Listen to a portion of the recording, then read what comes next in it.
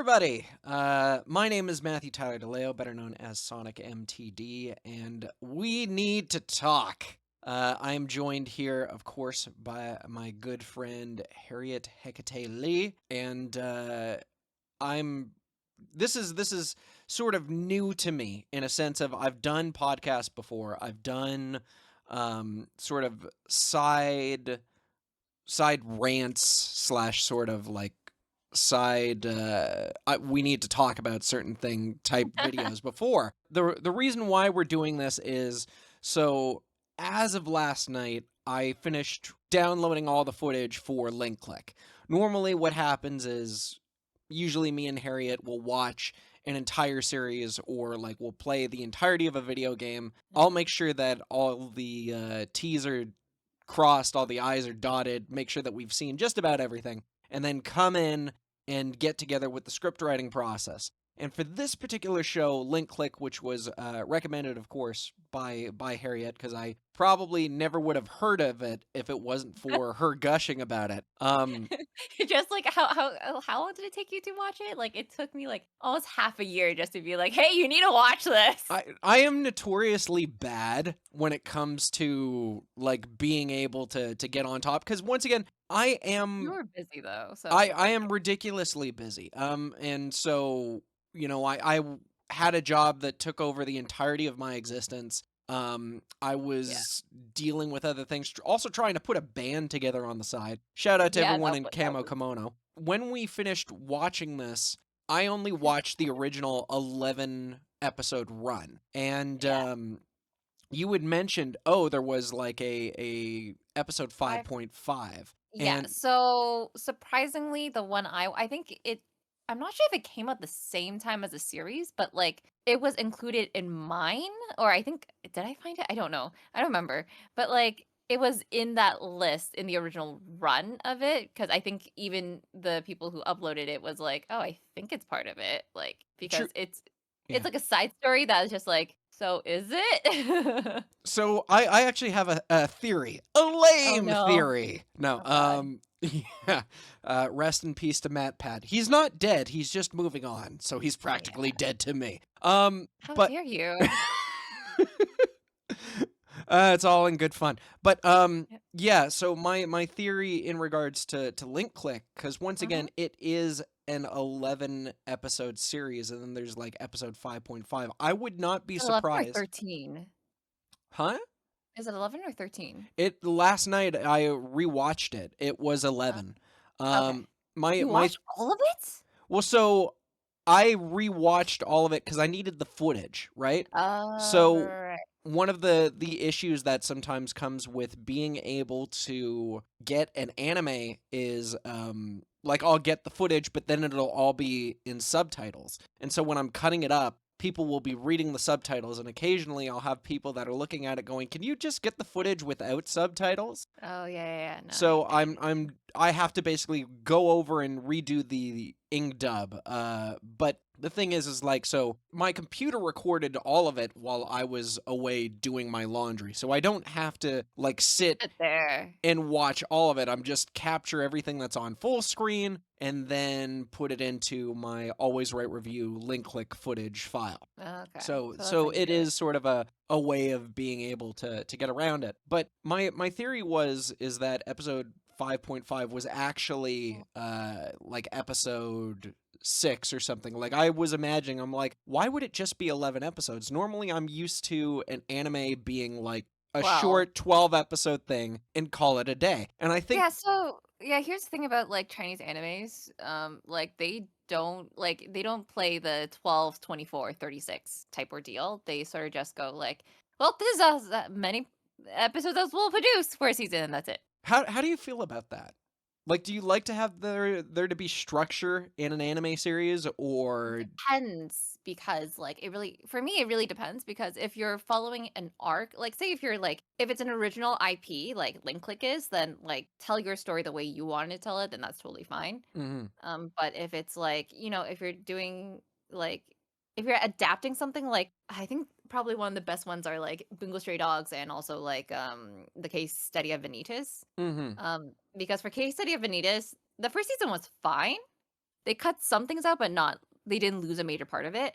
But in the second season, when they're covering the Jerverdin arc or whatever that place is called, when they're in the mountains where there's snow everywhere, they rushed it so hard because I wasn't a fan of that arc anyways. But Mhm. like having it see it so rushed, I was like, what happened? I'm like, okay, maybe this should have been like, I don't know, like oh, because they have to cram in the last part of 8 and 9 because holy hell, because they were trying to like crush in that arc and then like a soul crushing arc right after it in like a 12. Episode format. Yeah, like if they went 13, maybe 24, because Dravidin actually needs like a lot of fleshing out, Mhm. at least for that arc. And then you have like the amusement park arc, and you're just like, that arc deserves like at least 3 to 4 episodes itself, not Mhm. just two, because it's just like it's a lot of recognizing of just like what Vanitas and Noe goes through in that. So it's just like, what? Like it was still good. Was it great? No, unfortunately, but yeah. Yeah, so oftentimes when it comes to anime, I'm very much of the mindset of, hey, make sure you get why you've come here. Tell a story, tell a complete narrative. It doesn't have to be too long, it doesn't have to be too short. There is nothing wrong with like taking your time to establish things, but there comes a point where you're starting to throw filler, and when you start throwing filler, it So loses audience retention. Like I have a 200 episode rule, which comes to anime. Yeah, you're familiar with this. yeah, So I was like when 200's a lot though. 200 is a lot, but like it's also one of the reasons why I have the 200 episode limit rule is because there are a lot of series that people absolutely love. The reason why I broke out this 200 episode rule was because of One Piece. Because Oh, yeah, oh yeah, the old shonen stuff. yeah, and, like, everyone was telling me, it's like, "Oh, you gotta watch One Piece, you gotta watch Naruto, you gotta watch Bleach," or whatever, and I'm like, "You know what? I'll give them a couple episodes," and there was a brief period of time, like, where I would watch, for example, One Piece. There was, like Sanji was a straight up gangster because he had this one episode where he just decimated everybody, and he did it in, like, a really smooth, slick, sort of like, "I'm too good for you" kind of way. He's fighting this guy who basically turned this entire world into a drought, and he uses like this sort of like powder to get the rain back, but it actually causes damage to the ecosystem. And so like Mm. Sanji does his own thing and then walks into the entire thing like a bam, and he's like, yeah, I did all this prep time, and basically takes out the bad guy's henchman with like the Yeah, snap of a finger. so my friend, I had dinner with a friend like in back in January, but Yeah. like she at that time the One Piece live action just came out and I wasn't a One Piece fan, she was. So I was just like asking and she was my One Piece encyclopedia. Uh-huh.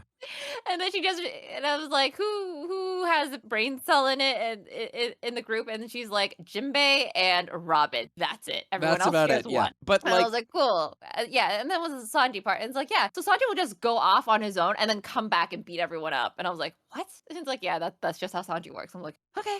he's off in his own little world. I wouldn't say he's antisocial, but he's got a very limited social battery. So when he does come back, it's like, all right, cool. I'm going to wreck shop now. All right, cool. Now I'm going to leave everybody just because I'm kind of done with everything, but I'll see you again when you need me. And I'm like, okay, if that's how you want to work, so long as you work. But because of that 200 episode rule, I would walk in a series like, for example, Bleach, where I would start watching it, and you got to ask yourself the question of, am I watching this because I legitimately enjoy it, or am I watching it just for the sake of I've started it, I might as well commit to it? And oftentimes, like, I would be sitting there and I'm like, and I'm not saying Usopp is a bad character in One Piece, and I'm not knocking the rest of the cast members in Bleach, but like there was a huge chunk where I'm just sitting there listening to world building and stuff involving Usopp, and I'm like, I don't care. This is in the middle of a giant storyline involving a big bad, and I want to see the big bad issue resolved before we jump into the more light-hearted stuff that has nothing to do with the grand scheme of everything. So that's why I set up Mm, the 200 episode limit. But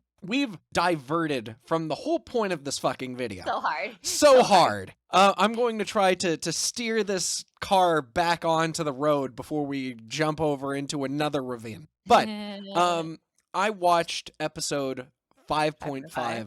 last Yeah. night as a result of trying to capture footage for our episode of Link Click. And one of the reasons why I watched episode 5.5 afterward is A, we talk about it very briefly. Like I go over to you and say, should we watch episode 5.5? And it's like, oh, it's a really nice story involving, this guy trying to fall in love with the girl. And I'm like, okay, it really just feels like a side story that was taken out for no particular doesn't really, it kind of impacts the flow of everything. And you're like, yeah, it's a good episode, but by all means, you're perfectly fine without watching it. And then the episode that comes afterwards, episode 6, the one that involves child abduction, Yes. shows up. Mhm. And there's a brief period where Chung Shashi, in the body of a child, basically does a shoryuken, like a Just rising uppercuts an old lady. uppercuts an old lady, and I'm like, what is this? And it immediately cuts back to That episode, that technically. episode, although I will casually say, at no point in episode 5.5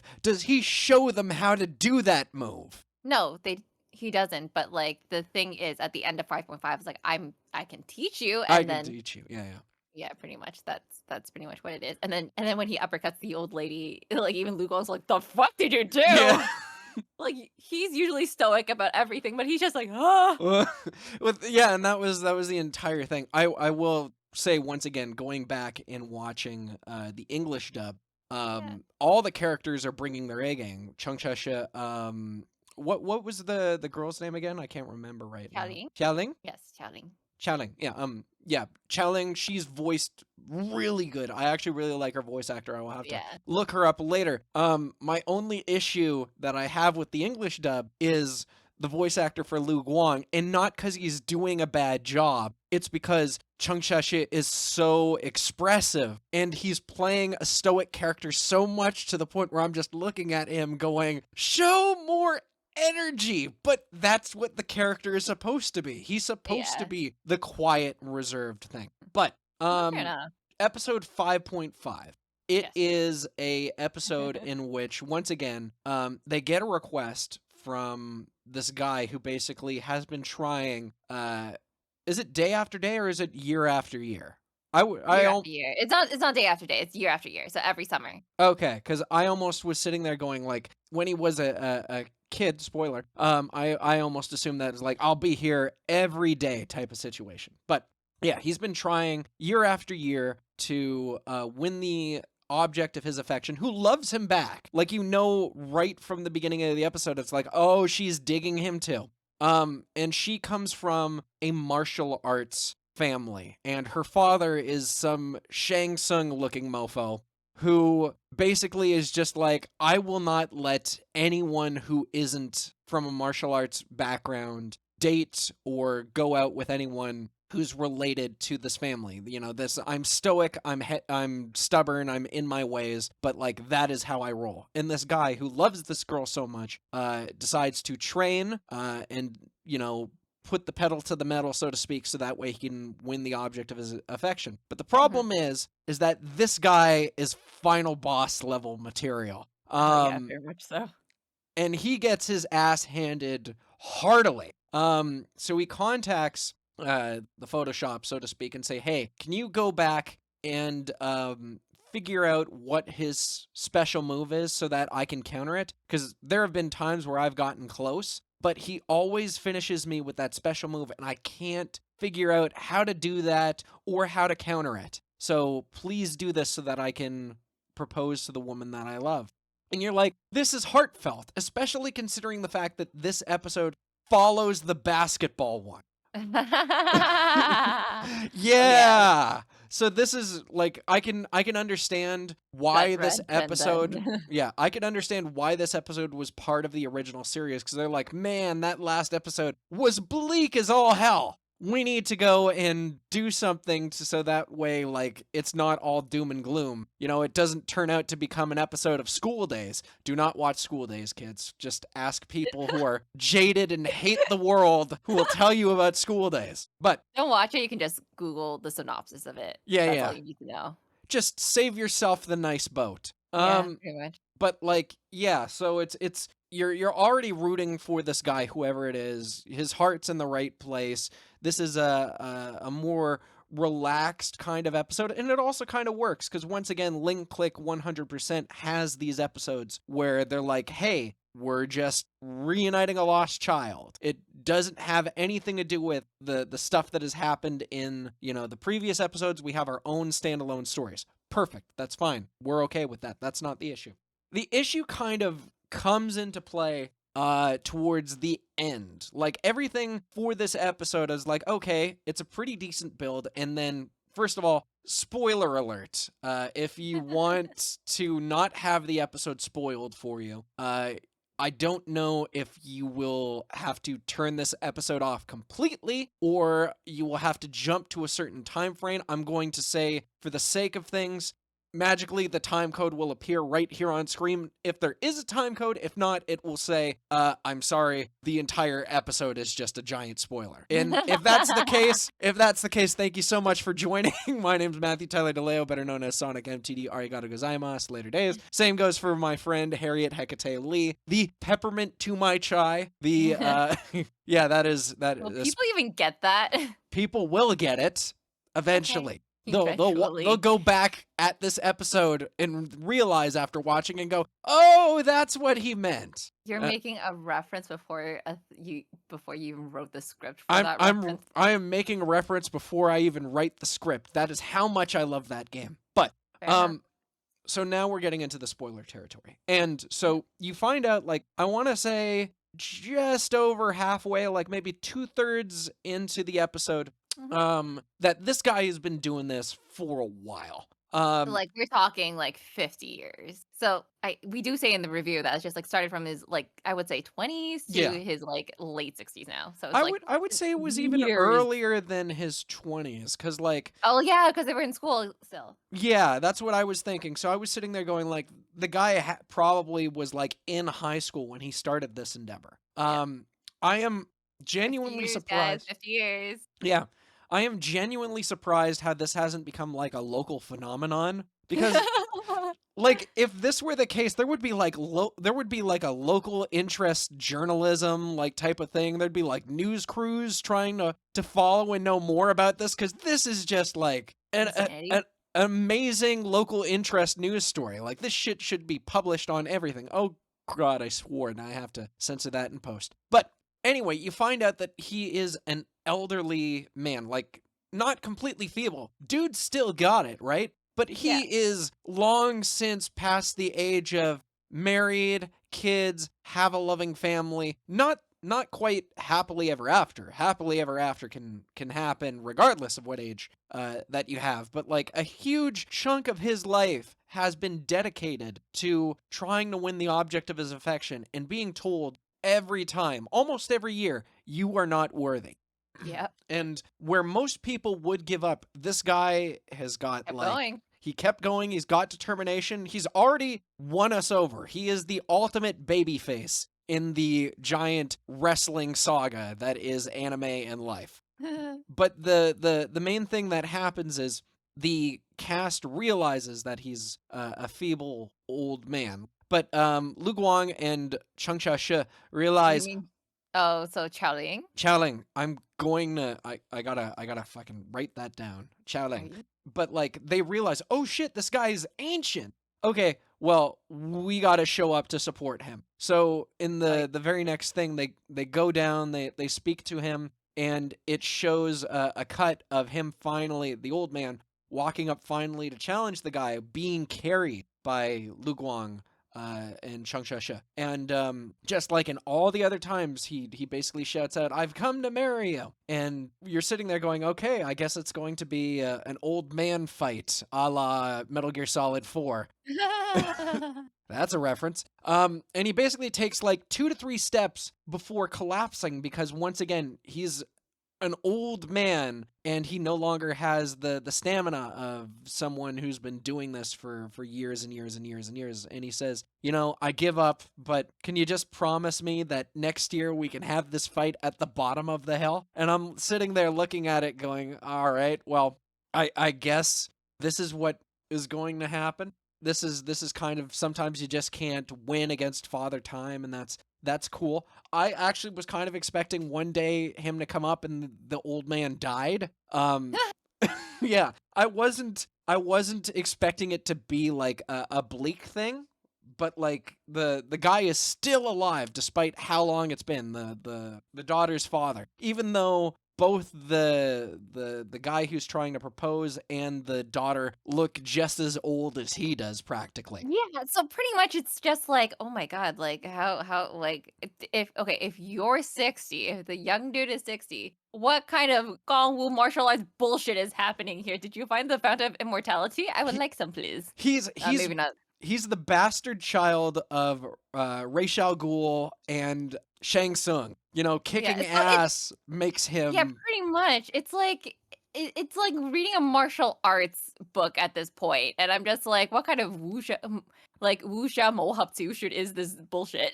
Like, what is happening? Also, Grandpa is speaking Cantonese, and when he started speaking, I just went, why am I understanding this 100%? Oh, that's why. And I was like, okay, if you're gonna make him speak Canto, why is no one else in the show speaking Canto? Are we just pulling some Hong Kong? I feel like this is an homage to like Hong Kong action films, actually, 100%. for like at least Grandpa, for like dad.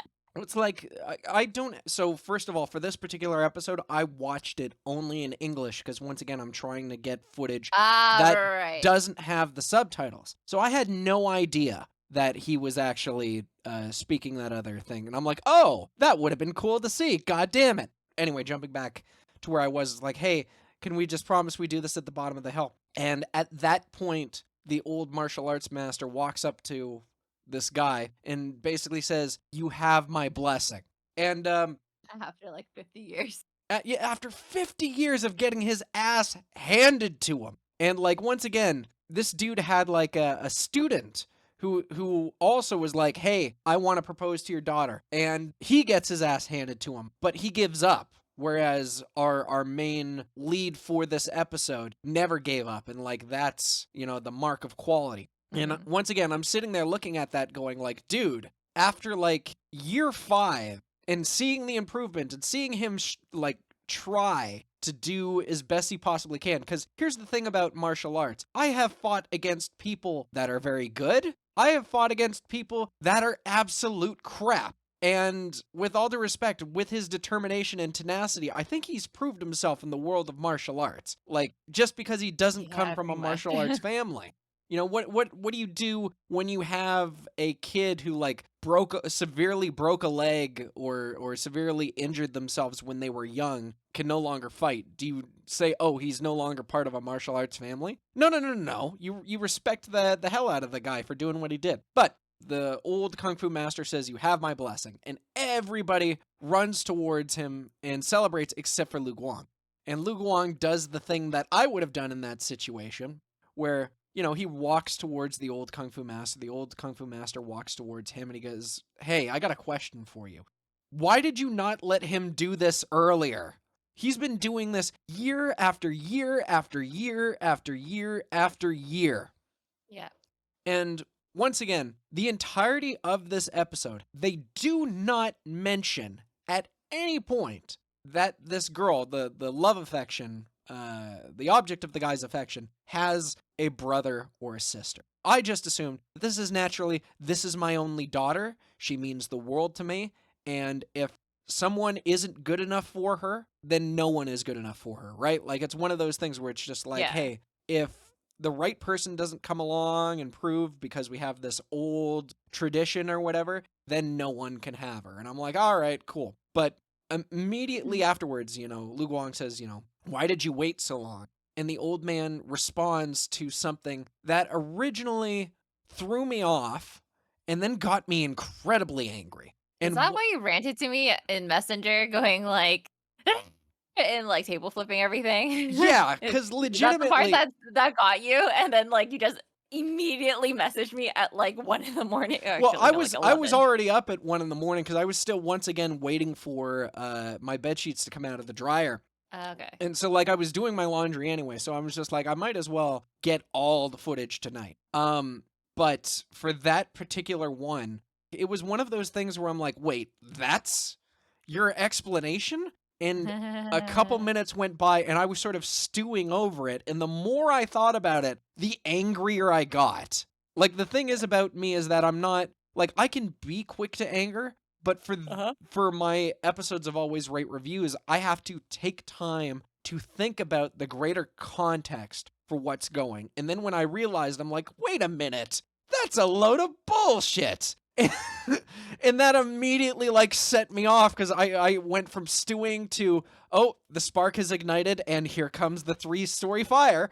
But like, anyway, he's just like, why did you wait so long? And he said, you have to understand, I come from a martial arts family. And he says this line, even my grandkids are currently fighters. So to not have someone that comes from that world, do you know how, not embarrassing, but like, do you know how that would make me look type of situation? And I'm like, Oh, it's wait a, like yeah, welcome to Asian saving face. It's like the worst trait we all have. so can you explain that to me? Because once again, I am a Guaylo. I am Yes. white. I Alright, am, so yeah, you're white as fuck. Yes. yes. Whoops. Okay, so saving face, it's pretty much I didn't know how to explain it until, like, I saw this one, like, YouTube video, and it made so much sense. So pretty much in a Western perspective, like, you yourself is your own person. Yes, you can reflect bad on your family, but usually you're just contained within yourself, right? So, like, if people are like, "Oh, you fucked up, not anyone else," right? Hmm. Unless it did, like, domino effect and, like, everyone's just like, "Well, you all fucked up," right? So in East Asian culture, however, it's like they look to your family as a unit. So if you fucked up the family. So it's not Because just a representation of individualism, it is the entirety of a whole. It's basically the equivalent of one bad apple spoils the bunch. yeah, so you'll see this in a lot of like East Asian dramas or like Chinese dramas, Hong Kong dramas as well. Is where I usually actually just any Asian dramas where it's just like, oh, like say if you're like a scandal broke out of like a really rich family, you'll look at the kid, but you'll also look at the family as a whole, Mm. right? It's not just the individual, it's also the whole family or like anyone connected to them as a unit, Mm. then they get the backlash as well. So like it's a lot. So Western is more individualism, while in Asian cultures is more of a unit. So what you do also reflects on the family. Because I went back to Hong Kong a couple of times. I didn't experience much of this, which is like the neighbors are also very nosy. Yeah.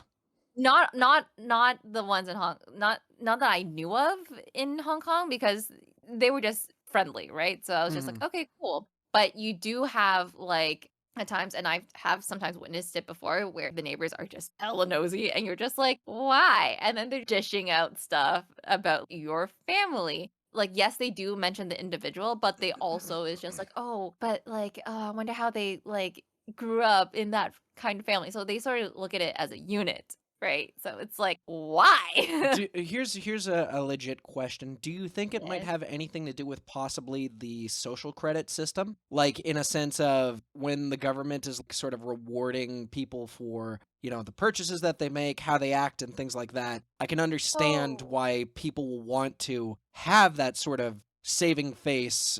We are an entire squad as opposed to one individual person type of mentality. so the social credit system, I feel like, is more of a mainland China thing. It hasn't come into Hong Kong into play as of yet, Okay, so it has as of this nothing to d recording. okay. Cool, As of because I this was recording. sitting there going, that would actually be legitimately a reason why I could see, the nosy neighbor trope. Because it's like, "Hey, there is financial incentive in knowing what's going on," but Okay, some but here's the thing, people can also just be dicks. yes, 100%, I am not disagreeing with you there. People are dicks, and like, it's in any culture, people will talk no matter what, so it's just like, if it's good or if they're just, like, an asshole, so that's the thing. So if we were to like basically summarize this up, I got angry due to something that primarily would happen in Asian cultures as opposed to our rough individualism that happens in the West. Would that be a fair assessment? I would say so, and also it's just the dad's stubbornness as well. It's like he's a very senile old man, so like that comes into play as well. I don't think Um, he's senile. I think he's very coherent. I think he's just an asshole. yeah, that this It's like senile asshole. I'll give you an example. My dad, my biological dad, is an asshole. He was an asshole when he was like 40. He is still an asshole when he is in his 60s. And I'm Okay, then looking what does at senile mean then? senile would be like I would say almost like they have mental issues in the sense of, oh, he's a senile, he's a crazy old man, he's losing it type of situation, like Yeah, almost you're like onset dementia or like anything oh, that you're right on the shows, money. yeah, stuff like that. Like your father can't do things like he used to, so we've got a power of attorney to watch over the estate type of thing. Yeah, so, Uh, I'm on the Merriam-Webster website for senile. So one of the meanings is, of relating to exhibiting or characteristic of old age, totally fine. The second one is approaching the end of a geological cycle of erosion. I mean, that could work in human sense. Like Uh, basically the wheel uh, is turning, but the hamster is dying. yeah, pretty much. No, So yeah, the grandpa is still very active, very, he's he's he he has no he's cognitive decline. If anything, he could have gotten more powerful as his hair is grayed. Maybe this is the beginning of him turning like what this is it is called? villain era. Ultra instinct old man. Oh god. The entirety of me watching that episode, it's kind of like the reverse SpongeBob thing, where it's just like, hello, young children. How many times do we have to keep doing this, old man? Like a reverse version of that, where it's like, hey, I've come for your daughter's hand in marriage. It's like, how many times do I have to kick your ass? Yeah, pretty much. Like, that's pretty much what that whole episode is. It's like, oh, perseverance and determination. Like, oh, sweet story, but like 50 years? Guys, come on. Like, get your shit together. So Yeah, so a lot of saving face, I guess. It's a thing. So yeah, once again, I watched episode 5.5 and I'm just like, I need to talk to someone Leaving. about this because I am not rewriting the script. That ship has sailed, my friend. And I first of all, I love the fact that we were able to sit down and chat. I love the fact that the world will now have my unedited, despite, well, I'm debating whether or not I should keep the swear words in, or whether or not I should censor that. That is a question for post production, Matt. But That is your future you thing. that is a future me thing. But like I do enjoy having this sort of sit down talk back and forth, and we should probably once again, because there have been pitches thrown my way by you, by some of your friends about like, hey, let's do a podcast or let's do stuff like Mhm. that, and I'm like, so long as we don't end up derailing our train of thought so badly to the point is we cover 3 episodes in 15 minutes, I am more than willing to do that. So look forward No. to that in the future. I don't know what it'll be called. Yeah, I have no clue. I haven't planned that far. My brain just went like, so what are we doing? Yeah. I feel like it's like whenever we do a review, we should also do like sort of podcasty thing on the side just to be like, it's like, yes, this is the review, but here's where we get into spoiler territory. Yeah, like I Link Click would be a good one for that because I need you to watch the second season and then write a review for it, and then like we can talk about the thing as a whole. I fair enough. And plus watching the second season of Link Click will be enough for me to stop binge playing the theme song to Aka the 13 Districts. Cuz that has been Pause it. yeah, it has been steady in rotation. If I had it on cassette, I'm pretty sure I would have worn the cassette out by now. The Uh, CD will be skipping. the CD would be skipping, the audio player would be like sparking, and smoke would be coming out of it. It is a banger of a song, and once again, it's a very intriguing show, which we will be talking about in the future. But the next little bit, I'm going to be probably the next video I have is going to be me playing the absolute worst version of Cyberpunk 2077 and talking about how the importance of your first impression is on an audience, regardless of what patches you might decide to put on down the line, Yeah, everyone yeah. will remember the very first attempt. Oh my And god, that was so bad.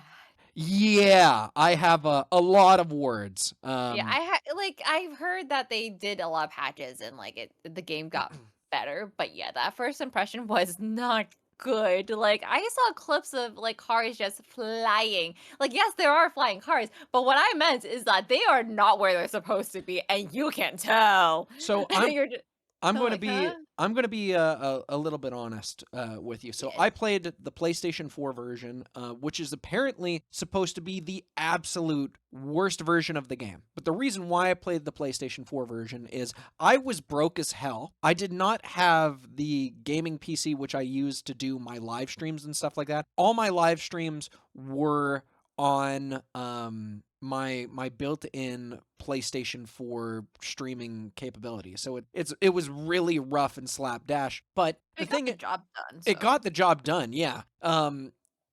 Although I can't go back to watching the stuff that I streamed with it on originally, which is like Ghost of Tsushima, where I'll see me in the corner going, I wish I could have upgraded. But that's neither here nor there.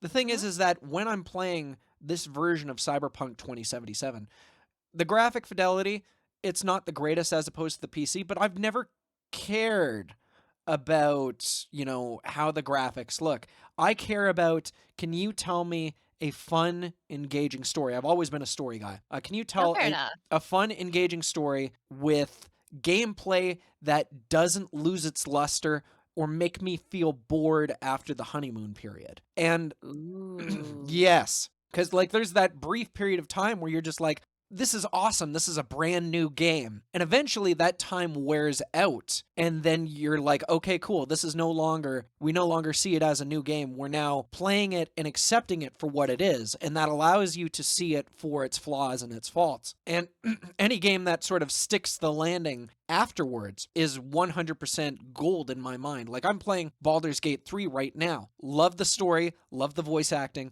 love the characters. No real issues whatsoever. The gameplay is not for me. It's not for you as well, because once again, it's No. very turn-based. It's very, you got to take your It's very time, Yeah, planning, so if strategy. you like D&D combat, you'll love Baldur's Gate, Yeah. which I'm pretty sure everyone who loves D&D has already played. But if you just like the story aspect of it, the combat does take a lot of time, and when I mean a lot of time, I think the first battle took like what, like 20, 30 minutes when I thought it was going to be a 5-minute thing. Yeah. No, it's like a 20, 30 minute, if not, it can be like an hour and a half battle, and you're just planning out your every move because you have to, make sure your cantrips and your spells and who's its and whatnots are all like compatible. Yeah. I like Baldur's Gate. I like the story aspect of it. I do not like the combat aspect of it because I suck. Yeah. Well, it's like That's it. I don't mind, like I once again, I love the storyline, I love the voice acting. I don't mind the combat of Baldur's Gate because once again, I do come from the D&D world, and I have played like games that are similar, but I know it's not for me. Yeah. The games that I enjoy, and once again, it will show up is, for example, Hi-Fi Rush 100% is right up my alley. I'm just like, I wish there was more of you because this is perfect. I'm Or like fun. more of what this game was or Yes. is, Yeah. because I was just like, I need another iteration of this because holy fuck, I like punching the crap out of people while listening to awesome music. Thank Yes. you. But like it was sort of like this nice little intriguing little thing. And the thing about when I was playing Cyberpunk 2077 is the story I was engaged with. Like I liked it. I Mhm. know for a fact that because they ended up grabbing Keanu Reeves as Johnny Silverhand, they had to Damn. yeah, they had to completely All right. shift the story because they're like, hey, we've Mhm. got this A-lister on our thing. Let's involve him. And he really likes playing Johnny Silverhand. Let's change the story so that it reflects more of Johnny's part, because originally Johnny Silverhand wasn't supposed to be such a central character. He probably would have been like, oh, here's a sizable chunk of the game, but it's not going to be entirely focused on V and Johnny. Mhm. And then over time, they just started writing and adding more to it. And I was okay with that. Like I was roped in the entirety of the way. I'm playing through this game and I'm like, this is not going to have a happy ending. Everywhere I look, there are elements of this is going to be bleak. This is going to be sad, Mhm. but we're going along for the ride. There's this heavy sense of inevitability in the game of Cyberpunk 2077. And I'm like, I really enjoy the fact that the game has managed to, from a story perspective, got its hooks in me, right? Like I'm Mhm. already sort of there. I'm like, I'm digging this. I'm really getting it. But then there would be things like the game would just hard crash in the middle of things. Like I'm running through the wastelands outside of Night City, and all of a sudden the game screen freezes, and then it brings you back into the PS4 menu, and then there's a writing error report message saying, "Hey, would you like to log this with PlayStation? Can you describe what exactly happened that would cause the crash? We've logged your concern in doing other things." And then there's my very first understanding of, oh, the gameplay is not properly tested for this, is there comes a point like the tutorial missions in the game where it's like, oh, we've come across this sort of like cyberware chip where it's actually used for training military personnel. Pop this in your head, V, and we'll do the tutorial missions. And there comes part where you're doing a fist fight against a sort of like cyber training dummy. And Mhm. in order to beat that fight, they're like, hey, you have to do all the combat tutorials. One of the combat tutorials is you have to counter the opponent's move. And I'm like, okay, cool. They're going to come towards me. They'll start getting aggressive. And it's supposed to teach me about proper timing to know when to counter the punch so that way you can counter it, leave them stunned for a couple seconds, and start wailing on them. Most games have Mhm. that. But Right. with my copy, when I was playing through it, for whatever reason, the artificial intelligence was treating it like I was the aggressor. Um, Despite the fact that I was just standing there waiting for it to come forward and start laying down punches, laying down blows upon me. And I'm like, "No, dude, I'm waiting for you." But the enemy I'm would waiting keep for back you to punch yeah, me. the enemy would keep backing off, and I wouldn't say cowering, but they would take an aggressively defensive stance where they're like, "Careful, they're starting to lay down punches." And I'm like, "What do I have to do?" What I ended up doing in order to beat that portion, otherwise I would have been stuck at the training thing forever, is instead of doing anything remotely defensive, I became ultra aggressive because I put my Mm. controller down on the Yep. table for roughly about 15 to 20 minutes, just Oh, no. sitting there waiting for it to do something. And when I realized it's not going to do anything, I quit the game, reloaded my save file, put the controller once again back down, and waited another 5 minutes, and realized, shit, I'm stuck in this regardless. I have no choice. So I picked up the controller, and instead of doing anything remotely aggressive, I started hammering the attack button like crazy. I'm like, okay, if you won't allow me to play this game the way it's meant to be played, maybe I can convince the AI to eventually throw a punch through me getting like, this is me troubleshooting. So I Mhm. start wailing on this mofo. And eventually the AI snaps out of it for, I want to say, like 0.5, 0.8 of a second, where it pushes me and then immediately throws a punch. So I'm like, all Oh, right, okay. cool. So what started as me trying to once again just do a combat tutorial has turned into me having to troubleshoot to find ways around getting the game to play properly. It is. And Yeah. that was my thing. There was also other things like, for example, it's a game that's very much like a say a Fallout, or not Mm. like Fallout 3, Fallout 4, or any of these giant sort of open world games like a Borderlands type of situation. And Right. they pride themselves very much on being able to play the game your way. How Mhm. I play my game is, I am a very stealth focused person. I don't like being caught. I enjoy that smug sense of superiority in going through an entire level filled with guys, knocking people unconscious, hiding their bodies, but like managing to make it there without getting busted. But when I do get busted, I pull out a giant rifle that can shoot through walls and will just blow people's brains out like I'm a sniper who just looked at it and said, you know what? Trying to wait for people to get open is too much work. I just want to lay a hole through that wall. Whereas my buddy Scott, my producer, he's a person who loves using the hacking, like being able to go up to an opponent and shut down their vision, or being able to just kill them remotely by hacking their augments, which is something I would never do.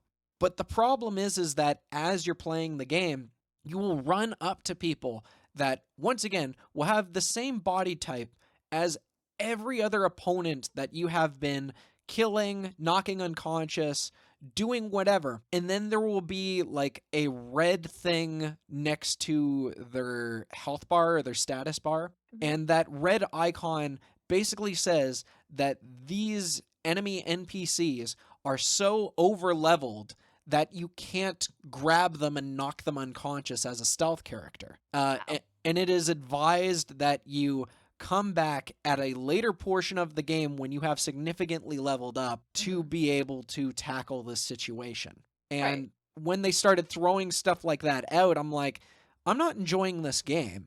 And then there were like the ridiculous bugs, and I will be talking about the ridiculous bugs later, but it's like the little things that start coming into play. If you are making it so that way this entire area is accessible, obviously everyone is going to try to play these portions. Um, but like if I was in the developer's shoes, it's like, okay, this place is obviously over leveled for the characters. Then Mhm. why don't you just put up some invisible walls, or say have like police blocking the entrances saying, hey, we're investigating a crime going on, you can't get in here, right? Like little tricks of the tail to make it so that way you're not doing this thing where it's just like, hey, let's just make it so that way these characters that your character has been pretty much killing and dealing with the entirety of the game are just not capable of dying. And I'm like, that is bad gameplay mechanics. That is bad in general. Mhm. So anyway, look forward to that review. Uh, we were talking about link click and how long that's been. Um, my episode of Cyberpunk 2077, uh, when I originally finished playing and writing the script, that was during the pandemic. Yes. So look forward to that coming up in the future. Jesus. But yeah, we've gone on way too long. This is now turning into an episode of the ongoing podcast. I think I'm going to call this video "We Need to Talk," and then semicolon about episode 5.5 of Link Click. Um, Oh, we need to talk is a good title. I like it. yeah, we need to talk. Partially because we need to talk actually triggers me. Um, No, it triggers everyone. It triggers yes. everyone. Don't worry. Like even at work, and it's like, yeah, even through text, it's like we need to talk. I'm like, about what? Am I in trouble? Yeah, yeah. It, If you it, don't it provide invokes that. context, yeah. If you don't provide context, everybody will freak the F out. So that's why I'm just like, we need to talk, and then semicolon about Link Click episode Link, click. 5.5. Yeah. Yeah. But yeah, thank you so much for listening to my ramblings. My name is Matthew Tyler DeLeo, better known as SonicMTD. Expect this episode to be after the episode of Link Click. I am joined, of course, by my sister from another mister, Harriet Hecate Lee. Hello, Um, hello. Mhm. expect to see more of her in future projects. But until that time comes, arigato gozaimasu and later days. See you later.